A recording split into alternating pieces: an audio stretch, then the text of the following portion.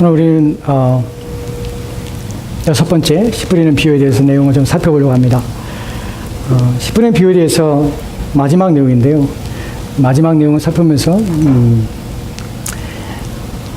왜 여섯 번까지 내용들을 좀 계속해서 살펴볼 필요성이 있냐면, 우리가 성경을 말씀을 볼 때에 우리가 두 가지 관점이 있습니다. 하나는 전체를 보는 관점과 하나는 그 내면에 들어가서 속을 보는 관점인데, 거시적인 관점과 미시적인 관점이라고 합니다. 이 관점들에 따라서 성경을 우리가 더 자세히 볼 수 있고 또한 이해할 수가 있습니다. 우리가 여지껏 살펴봤던 것은 이제 숲에 들어가서 나무 하나를 살펴보는 일들을 했던 것입니다. 그러나 오늘은 마지막으로 전체적인 의미 속에서 이제 나무가 아닌 숲을 바라보면서 이 숲이 의미하는 것이 무엇인가를 좀 살펴보려고 합니다. 오늘 우리가 6주년 감사 예배를 드리지만 이 말씀의 의미가 있어서 이 말씀으로 마무리를 하려고 합니다.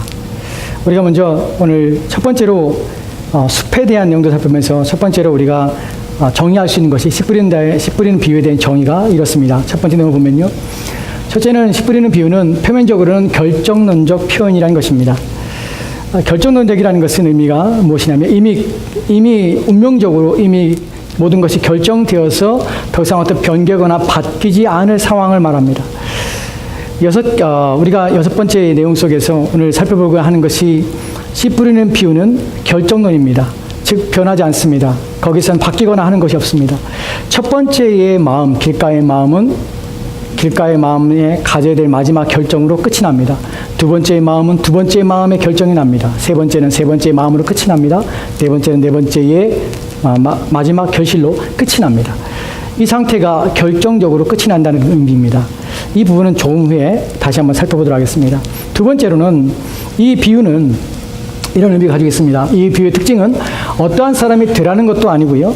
어떠한 마음을 가지라는 것도 아닙니다. 누가 복된 자들인가? 왜 그들은 복된 것일까? 하는 것에 대한 설명입니다. 즉 예수님께서는 이 비유를 하실 때에 우리에게 너희들은 어떤 사람이 되라, 너희들 이런 마음을 가지라 라고 우리 가운데 요청하고 있지 않습니다. 이 말씀은 예수님을 따르는 무리들이 예수님의 말씀에 선포될 때에 그 말씀이 마음과 접촉점을 가지는데, 말씀을 접촉점을 가지기는 그 마음이 어떤가에 따라서 그 결과는 뻔히 드러나며 그 결과는 확정적으로 정해져 있다는 의미입니다.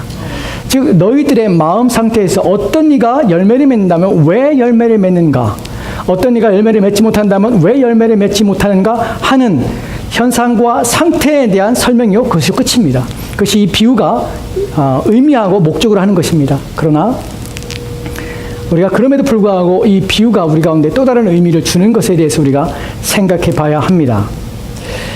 이 결정론에서 예수님께서 이 비유를 주는 목적 가운데 더 세밀하게 하나를 더 살펴보면 여러분이 이렇게 설명을 드릴 수 있습니다. 우리가 그래프를 좀 보도록 하겠습니다. 첫 번째 마음입니다. 두 번째 마음, 세 번째 마음, 네 번째 마음이 있습니다. 첫 번째 마음은 길가와 같은 마음이고요. 두 번째 마음은 흙이 얇게 깔려 있지만 사실은 거기는 바위가 있는, 그래서 돌 위에 있는, 돌이 그 안에 있는 마음입니다. 세 번째로는 가시덩굴이지만 가시떨기가 그 안에 가시떨기가 있는 마음입니다. 그 마음 안에 열매와 결실을 맺으려고 씨앗이 자랄 때에 그 씨앗의 줄기를 옥조아서 열매를 맺지 못하게 하는 것입니다. 세 번째 마음은 가시덩굴에 가득한 마음입니다. 네 번째 마음은 누가복음에 의하면 좋은 마음, 착한 마음이라고 합니다. 결정론이라는 의미는 이런 것입니다. 첫 번째 마음은 결과적으로 열매를 맺지 못합니다. 결정된 것입니다. 여기는 바뀌지 않습니다. 두 번째는 두 번째의 마음 또한 열매를 맺지 못합니다. 세 번째 마음 또한 열매를 맺지 못합니다. 네 번째 마음만이 열매를 맺게 됩니다. 이것은 확정적입니다. 여기에 변화는 없습니다. 그러나 이 비유 속에서 우리가 착각하거나 또 우리가 잘못 생각하거나 또 우리가 그럴 수 있는 가능성이 있다고 생각하는 것을 원천적으로 예수님 제한하시고 또한 그걸 차단하십니다. 어떤 의미냐면 그 다음 그래프를 봅시다. 그 다음 내용 보면 첫 번째 마음을 가지면서 불구하고 나는 열매 맺을 수 있어 라고 믿는 것은 착각입니다. 두 번째 마음을 가지면서 불구하고 나는 열매를 맺을 수 있는 가능성이 있다고 생각하는 것도 착각입니다.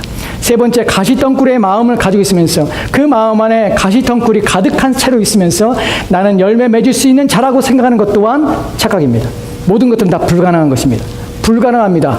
확정적입니다. 결정된 것입니다. 그래서 이 비유는 결정론적 표현을 하고 있다는 것입니다. 이것이 가장 큰 문제입니다.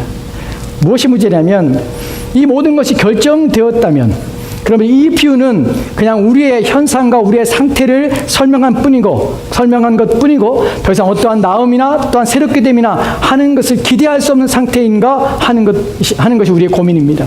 그러면 처음부터 어떤 사람은 예수를 믿지 않은 상태로 길가와 같은 마음이 있어서 하나님 말씀이 계속해서 뿌려지는데 불구하고 그 말씀을 듣는데도 불구하고 그 말씀이 자신의 삶에 아무런 영향을 미치지 못할 뿐만 아니라 그 말씀이 들은 흔적조차도 없어지는 상태, 전혀 예수 그리스도를 만나지 못할 뿐만 아니라 하나님 믿을 수 있는 기회가 완전히 박탈되어진 그런 결정되어진 상태로 끝나는가 하는 부분입니다. 두 번째의 마음도 마찬가지고 세 번째의 마음도 마찬가지입니다. 이것은 이미 결정되어서 더 이상 어떤 변화와 기대를 또한 소망을 가질 수 없는 상태로 인생을 끝마치게 되는가 하는 것입니다. 맞습니다. 어떤 부분에서 맞냐면 그것이 우리의 인간의 연약함 속에서 이것은 결정되었고 이것은 이미 선언된 것입니다. 무슨 말이냐면 우리 인간은 자신의 스스로 어떠한 노력이나 어떠한 수고를 통하여서 자신의 마음을 바꿀 수 있는 가능성에 대해서는 전혀 없다는 것입니다. 그것은 불가능한 것입니다. 그래서 우리에게 소망이 없습니다. 그래서 첫 번째의 마음을 가진 자는 평생 첫 번째의 마음으로 죽어야 됩니다. 그래서 예수를 만날 수 있는 기회가 전혀 없는 것입니다. 이 부분에서 우리가 성경의 내용 다른 부분들을 연결하여서 좀 생각해 보려 합니다. 인간은 전혀 소망이 없는가? 그래서 우리는 그리스도의 복음을 접하지 못하며 우리는 우리의 있는 그 모습 그대로 우리 인생을 마치게 되는가 하는 부분에서 성경에서는 오직 그 마음과 또한 그 생각을 바꾸시며 그리하여 첫 번째 마음이 두 번째 마음이 세 번째 마음이 열매 맺을 수 있는 가능성이 있다고 합니다. 근데 그 가능성은 인간 스스로부터 나오는 본래적이며 내재적인 어떤 힘과 능력에 의해서가 아니라 오직 하나님부터 가능하다고 합니다. 이 부분은 오늘 우리가 살펴보려고 하는 부분입니다. 분명히 본문의 비유는 이 마태복음 13장에 나오는 이 씨 뿌린 자의 비유는 결정적입니다. 거기는 어떤 기회가 없습니다. 하지만 그 기회를 바꾸시는 분이 하나님이십니다. 우리가 에스겔서 36장 26절 말씀을 보도록 합시다. 우리 같이 읽도록 하겠습니다. 같이 읽겠습니다. 시작. 또 새 영을 너희 속에 두고 새 마음을 너희에게 주되 너희 육신에서 굳은 마음을 제하고 부드러운 마음을 줄 것이며. 아멘. 아멘. 본문에 하나님께서 에스겔을 통하여 약속하시는 내용입니다. 이루시겠다는 약속입니다. 성취에 대한 약속을 주십니다. 그 약속에 있는 내용이 무엇이냐면 너희 안에 새 마음을 주시겠다는 것입니다. 마음을 바꾸시겠다는 것입니다. 너희 마음이 어떤 상태에 있었냐면 그 마음이 돌과 같이 딱딱한 마음입니다. 본문에 보면은 굳은 마음이라는 표현이 이 굳으라는 단어가 사실은 돌을 말합니다. 돌과 같이 딱딱한 마음을 바꿔서 부드러운 마음을 하나님께서 주시겠다고 약속하시는 것입니다. 즉 마음을 바꾸는 것은 그 마음이 그 상태로 결정적으로 운명적으로 그 상태 속에 빠질 수밖에 없는 것은 인간이 처한 상태입니다. 하지만 그 인간이 처한 그 상태를 바꾸며 변화시킬 수 있는 분이 계신데 그분이 바로 하나님이십니다. 하나님께서 우리의 마음을 바꾸시며 변화시키겠다고 약속하신 것입니다. 그래 우리에게는 하나님이 필요한 것입니다. 이 부분에 있어서 이런 것들을 알기 때문에 이 문제에 대해서 하나님께 이렇게 기도한 사람이 있습니다. 시편 51편 10절 말씀에는 다윗이 이렇게 하나님 앞에 기도합니다. 같이 읽겠습니다. 시작. 하나님이여 내 속에 정한 마음을 창조하시고 내 안에 정직한 영을 새롭게 하소서. 아멘. 아멘.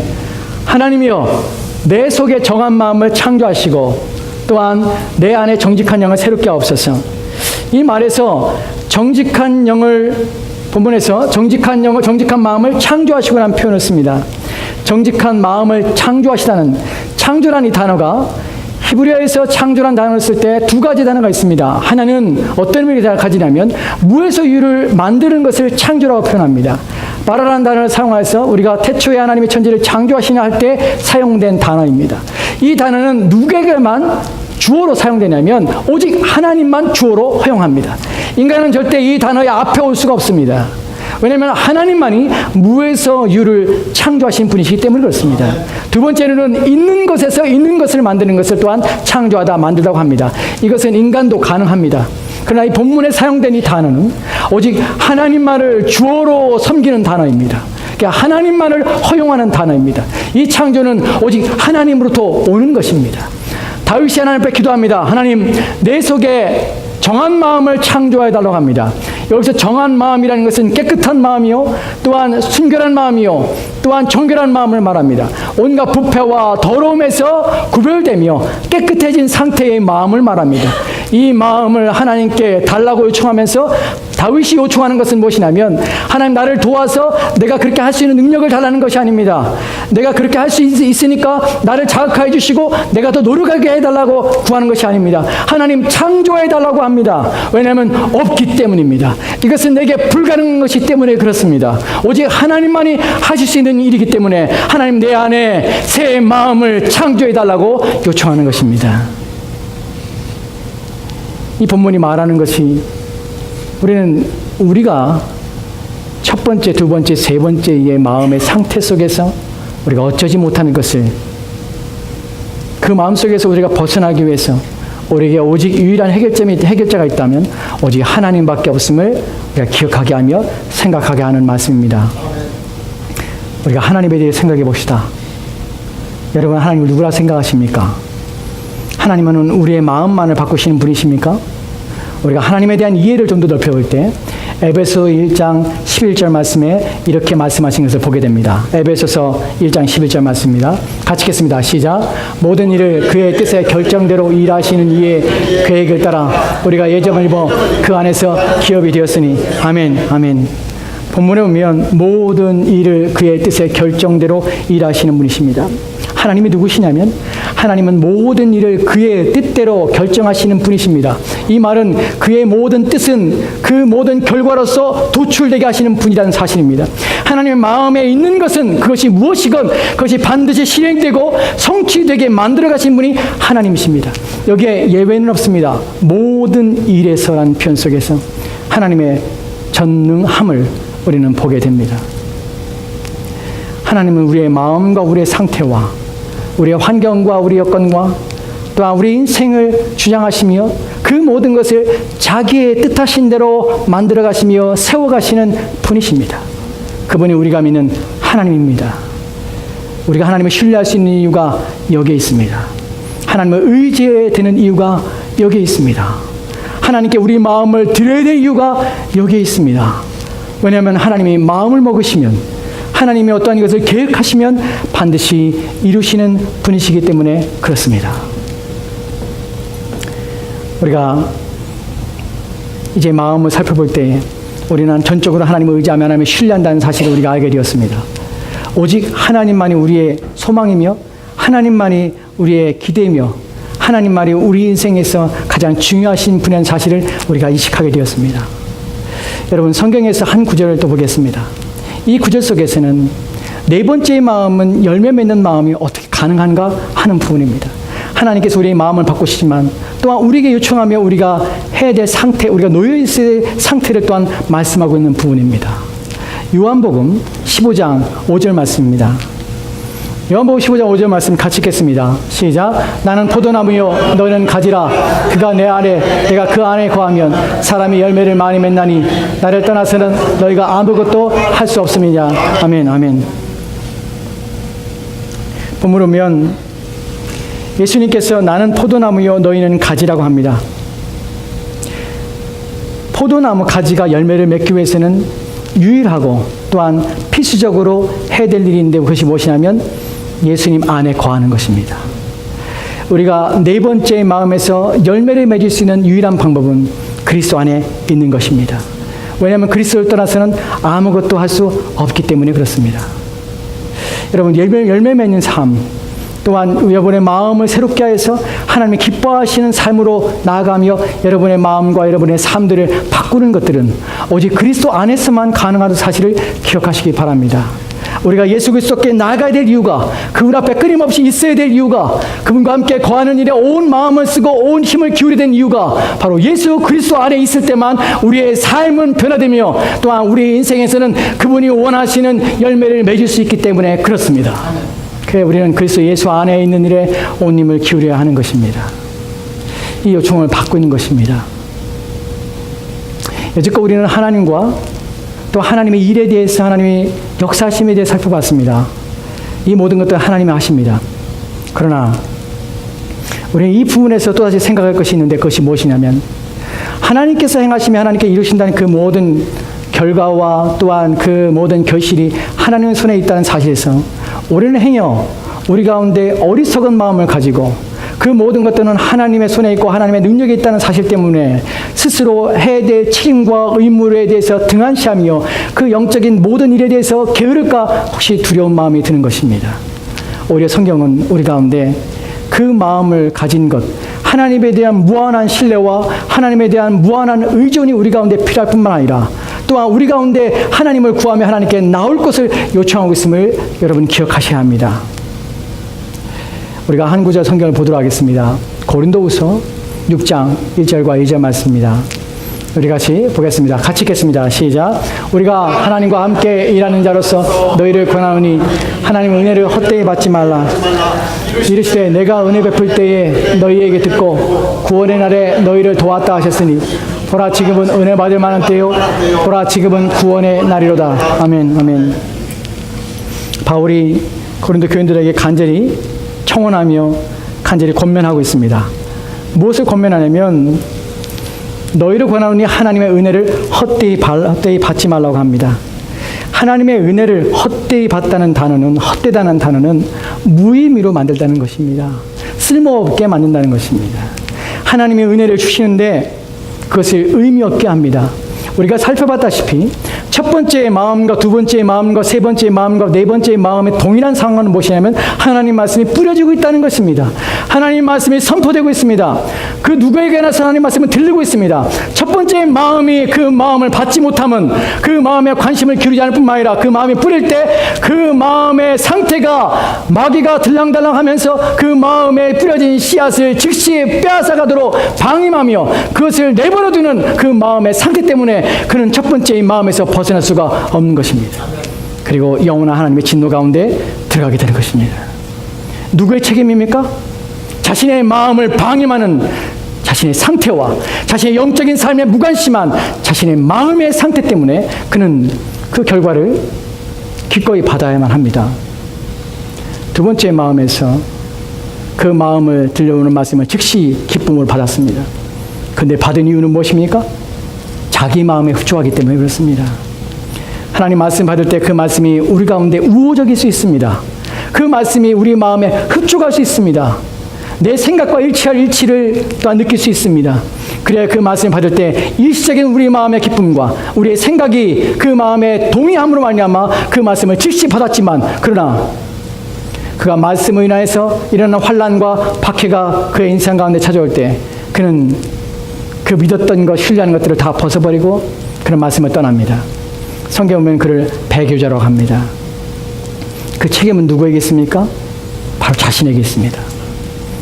하나님 말씀을 자기 편리대로 이해하며 자기가 원하는 대로 하나님 말씀을 취사 선택하여서 받는, 그래야 하나님 말씀이 요구하는 그 수준과 그 상태에 대하여 거부하며 자신이 원하는 대로 자신의 신앙을 이끌어가고 만들어가는 자는 반드시 그 책임을 본인 스스로가 짊어져야 하는 것입니다. 예외는 없습니다. 세 번째 마음에서도 비록 그 마음이 구원을 받았지만 그 자신 안에 있는 마음의 상태에 대해서 자신 안에 있는 가시덩굴을 뽑아내려는 수고와 자신 안에 내지 않은 죄와의 싸움과 그리하여 끊임없이 자기의 일상을 덮고 있는 그 모든 염려와 근심 가운데 매여서 일상의 삶에 매여서 하나님 말씀이 열매 맺지 못하게 하며 또한 물질에 대한 유혹 가운데 빠지며 일락에 빠져서 세상이 주는 쾌락과 즐거움에 빠져서 자기의 삶을 버리며 자기의 삶을 내어주는 그 인생 또한 하나님 앞에 진노와 징계 가운데서 그의 일생은 고통과 또한 불행 가운데서 일생을 마치게 됩니다. 누구의 책임입니까? 자기 자신의 책임입니다. 무엇의 책임입니까? 하나님이 주시는 은혜를 헛되이 받고 있으며 헛되게 하는 자신의 마음의 상태 때문에 그런 고통을 당하고 있는 것입니다. 여러분, 바울은 우리 가운데 하나님의 은혜를 헛되이 받지 말라고 합니다. 왜 그렇습니까? 왜 그렇습니까? 지금은 은혜의 때요. 지금은 구원의 때이기 때문에 그렇습니다. 아멘. 지금은 하나님의 은혜를 부어주신 때뿐만 아니라 하나님 우리를 구원하시는 때이심을 기억하십시오. 아멘. 하나님께서는 지금 우리를 부르고 계심을 기억하십시오. 하나님이 계시지 않는다고 생각하지 마십시오. 여러분 마음에 하나님을 거역하며 하나님에 대해 생각하지 아니하는 마음들을 제하여 주십시오. 여러분 마음의 쓴뿌리와 여러분 마음에 하나님에 대하여 반감과 대적하는 마음들과 하나님 거역하고자 하는 여러분의 마음들이 있는 것들을 제하여 주십시오. 여러분 그렇게 하지 않는 한 여러분 마음은 결코 하나님 말씀을 듣지 못하며 깨닫지 못하게 될 것입니다. 하나님께서는 은혜를 베푸십니다. 그의 말씀이 들려오는 모든 자들의 마음들 가운데 하나님 그 마음을 여시며 그 마음들 가운데 받으며 수용하도록 우리 가운데 요청하고 있다는 사실을 기억하셔야 합니다. 하나님은 은혜 주시기를 원하십니다. 지금은 은혜의 때입니다. 지금은 구원의 때입니다. 하나님 말씀이 선포되는 순간마다 그 은혜의 문은 열려 있습니다. 그러나 하나님 말씀이 들려오지 않을 때가 있고 하나님의 구원이 닫혀질 때가 있음을 기억하십시오. 그때가 오고 있음을 기억하십시오. 생각하셔야 합니다. 왜 지금이 하나님의 은혜의 때며 구원의 때입니까? 왜냐하면 본문에 보면 이렇게 말하고 있습니다. 이르시되 내가 은혜를 베풀 때에 너를 듣고 구원의 날에 너를 도왔다. 은혜를 베풀 때에 너에게 듣고 구원의 날에 너를 도왔다고 표현합니다. 왜 지금은 은혜와 구원의 때가 오늘 우리 가운데 주어진 일을 설명하는 것입니다.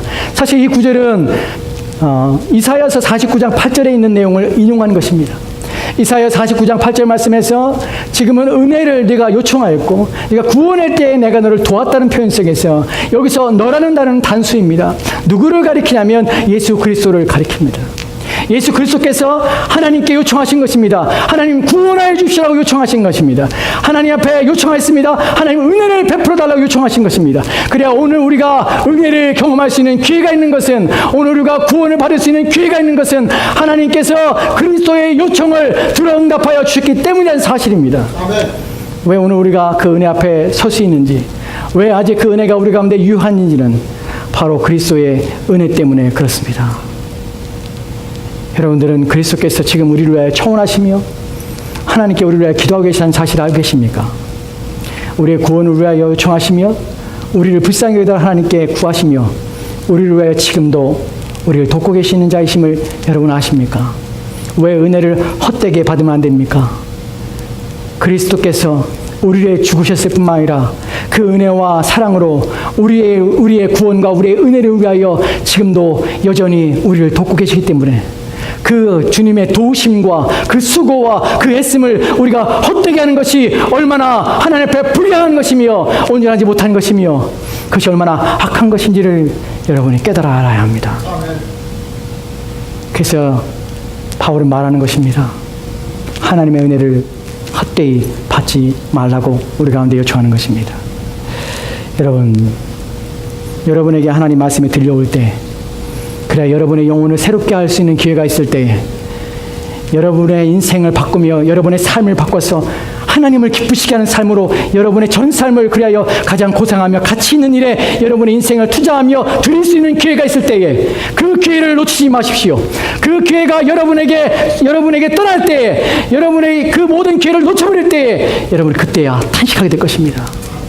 그때가 이르기 전 우리에게 주어진 날들을 우리에게 주어진 기회를 인생의 마지막의 기회로 알아 그 인생의 기회를 길러 올리는 그런 사람이 바로 복된 사람입니다. 그런 기회를 우리는 놓치지 말아야 하는 것입니다. 그래서 하나님께서 우리 가운데 요청하십니다. 오라고 요청합니다.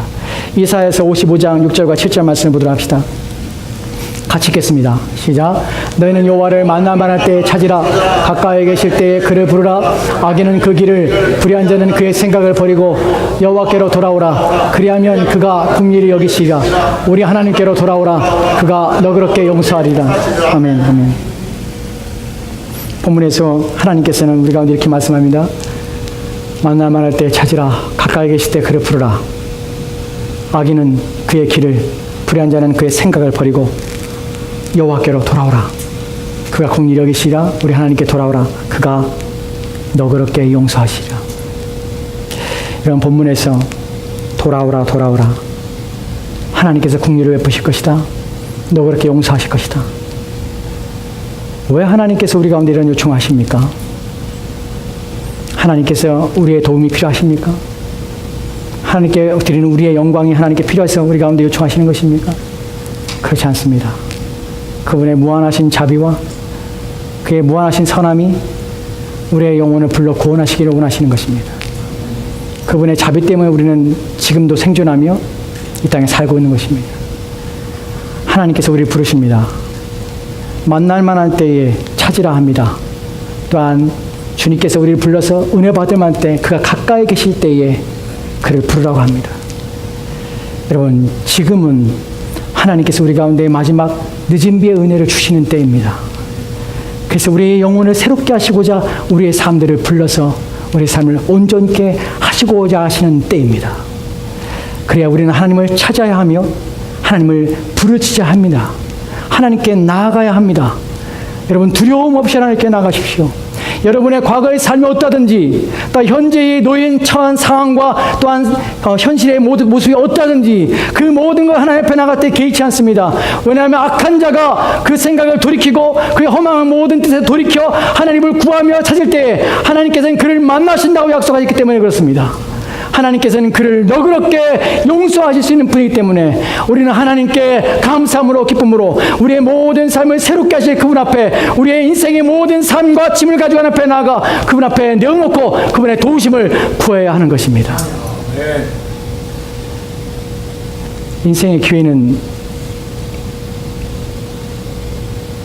여러 번 우리 인생에 주어지는 것이 아닙니다. 특별히 가장 귀하고 가장 소중하고 여러분 인생에서 가장 가치 있는 일들은 결코 쉽게 우리 인생에서 만나지 못합니다. 마음을 계속 완악하게 하며 마음을 계속 굳게 해서 하나님의 부르심을 거역하며 거부하며 끊임없이 여러분의 인생을 산다면 그 마음속에 더 이상 어떠한 희망도 소망도 발견하지 못할 수 있습니다. 우리에게 주실 때에, 그 말씀의 찔림이 우리 가운데 찾아올 때에, 그 말씀이 마치 바위를 부수는 방망이처럼 우리의 영혼을 칠 때에 우리는 그분 앞에 엎드려야 합니다. 그분 앞에 나아가야 합니다. 하나님을 찾아야 합니다. 살려달라고, 우리 인생을 불쌍히 해달라고 도우심을 구해야 합니다. 그때 하나님께서는 우리에게 한량한 은혜를 베풀어 주실 것입니다. 여러분 마음에 망설임이 있을 수 있습니다. 주저함이 있을 수 있습니다. 현실의 안락한 삶들과 현실 속에서 익숙한 모든 삶들을 끊어버리고 이제 스스로를 정결하며 거룩하게 하며 그래야 하나님을 기뻐하시는 삶으로 살아간다는 것이 마치 어렵고 힘든 일처럼 여겨질 수 있습니다.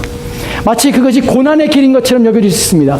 여러분, 그것이 만약 힘들고 어려운 일이며 고난의 길이고 죽을 일이라면 여러분, 그 길을 갔던 수많은 사람들은 그 고난과 역경과 또한 그 어려움들 가운데 인생에 망하며 죽어가는 마음들 가운데 그 길을 간 것입니까? 그들은 그 모든 일을 간 후에 그들이 외치는 외침을 여러분 들어보셨습니까? 그들이 고백하는 고백을 들어보셨습니까? 그들이 얼마나 기뻐하며 얼마나 즐거워했으며 얼마나 행복했는지를 여러분은 들어보신 적이 있습니까? 여러분, 수많은 믿음의 길을 갔던 수많은 믿음의 사람들은 그 길을 마친 후에 그들은 그 영광스러움과 복됨에 있어서 하나님을 찬양하며 오히려 즐거워하며 기뻐하며 그 길을 갔던 것입니다. 왜냐하면 그 고난의 길을 가는 순간, 그 거룩한 일을 가는 순간, 그 좁은 문을 향하여 나가는 그들에게 하나님은 분명히 약속하셨습니다. 도우신다고 약속하셨습니다. 우리의 삶을 내버려 두냐고 그 고난의 짐을 대신 져신다고 약속하셨습니다. 그래 우리는 주님을 의지하며 그 길을 가게 되는 것입니다. 그리고 그 길을 가는 동안에 어려움이 있을 수 있습니다. 힘듦이 있을 수 있습니다. 또 우리 마음에 우리의 육신의 안락과 평안함을 잃어버렸기 때문에 우리는 우리 육체의 즐거움을 맛보지 못할 수 있습니다. 그러나 우리의 그 모든 마음의 고통과 어려움 속에서도 우리는 새로운 기쁨과 소망 가운데 하나님 앞에 설 수 있습니다. 그것은 바로 주님이 주시는 영적인 기쁨입니다.